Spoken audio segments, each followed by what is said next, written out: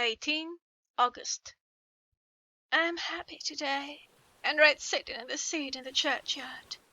Lucy is ever so much better. Last night she slept well all night, and did not disturb me once. The roses seem coming back already to her cheeks, though she is still sadly pale and wan-looking. If she were in any way anemic, I could understand it, but she is not. She is in gay spirits and full of life and cheerfulness. All the morbid reticence seems to have passed from her, and she has just reminded me, as if I needed any reminding, of that night, and that it was here, on this very seat, I found her asleep. As she told me, she tapped playfully with the heel of her boot on the stone slab, and said, "My poor little feet didn't make much noise then. I dare say poor old Mr. Swears would have told me that it was because I didn't want to wake up Geordie." As she was in such a communicative humour, I asked her if she had dreamed at all that night.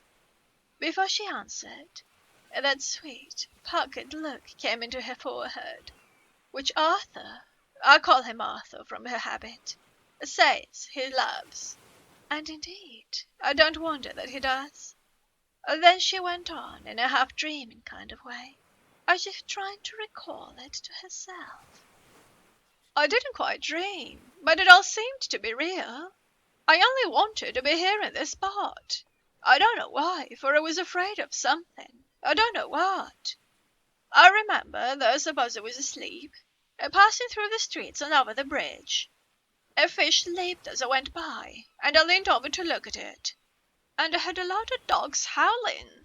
The whole town seemed as if it must be full of dogs all howling at once, as I went up the steps.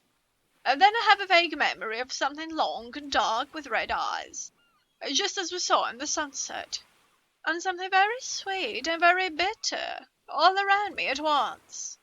And then I seemed sinking into deep green water, and there was a singing in my ears, as I have heard there is to drowning men.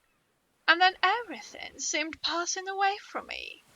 My soul seemed to go out from my body and float about the air. I seem to remember that once the West Lighthouse was right under me, and then there was a sort of agonizing feeling, as if I were in an earthquake. And I came back and found you shaking my body. I saw you do it before I felt you." Then she began to laugh. It seemed a little uncanny to me, and I listened to her breathlessly. I did not quite like it, and thought it better not to keep her mind on the subject.